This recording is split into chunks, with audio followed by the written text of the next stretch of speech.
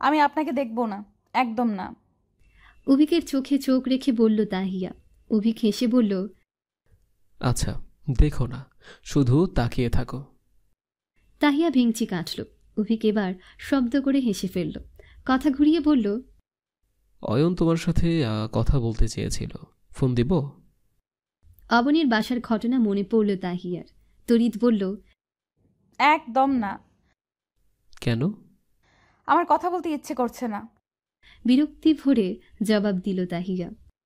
আসার সময় আমাকে খুব করে বলল, তোমার সাথে দেখা হলেই যেন কথা বলিয়ে দেই। ছোট মানুষ, বড় মুখে একটা আবদার করেছে। আমিও ফেলতে পারিনি, কথা দিয়ে ফেলেছিলাম। কল দিই, দেখো কি বলে। অভিকের ঠোঁটের কোণে দুষ্টু হাসি। ফোন বের করল।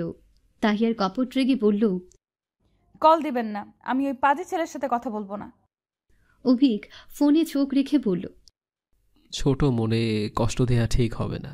আমি ফোন দিচ্ছি, কথা বলো। বেশি কিছু বলবে না, ওই জন্মদিনের উপহারের কথা বলবে হয়তো। অভিক বাস্তবিকভাবে অবনীর নাম্বার ডায়াল করল। তাহিয়া আকস্মিক উঠে অভিকের হাত থেকে ফোন কেড়ে নিল। নিজের জায়গায় গিয়ে বসে ফোন কাটল। তারপর বলল, আপনার ভাগ্নে, আপনি ম্যানেজ করবেন, মাঝখানে আমাকে টানছেন কেন? উপহারের সবচেয়ে গুরুত্বপূর্ণ ভূমিকাটা তো তুমিই পালন করবে, তোমাকে না টানলে হবে? অভিক মুখ টিপে হাসল। তাহিয়ার লজ্জামাখা মুখটা ভীষণ সুন্দর দেখায়। কদিন যাবত এই মেয়ে একেবারে সহজ হয়ে লজ্জা টজ্জা পাচ্ছে না। ওই চেহারাটা দেখার সুযোগ মিলছে না ওর।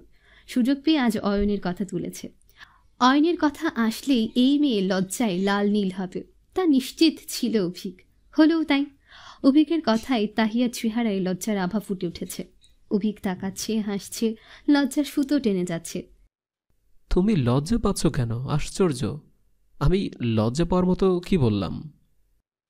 আপনি ভীষণ অভদ্র। ধীর স্বরে বলল তাহিয়া। অভিক চেয়ারে হেলান দিয়ে বসেছিল।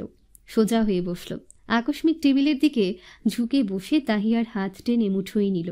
চোখে চোখ রেখে গভীর গলায় বলল, মনের খেয়াল এদিক ওদিক যাওয়ার ক্ষেত্রে মেয়েদের থেকে ছেলেরা এগিয়ে থাকে সবসময়।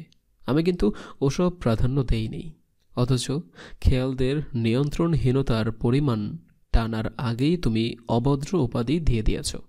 আর খেয়ালরা নিয়ন্ত্রণহীন হলে কি করবে তুমি, হিয়া?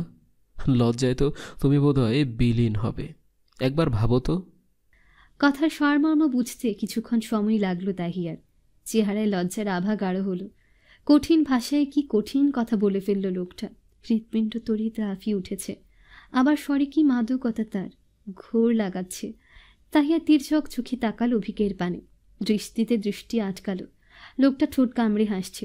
তাহিয়া চোখ ঘুরালো, শব্দ বদলালো, বিড়বিড় করে বলল,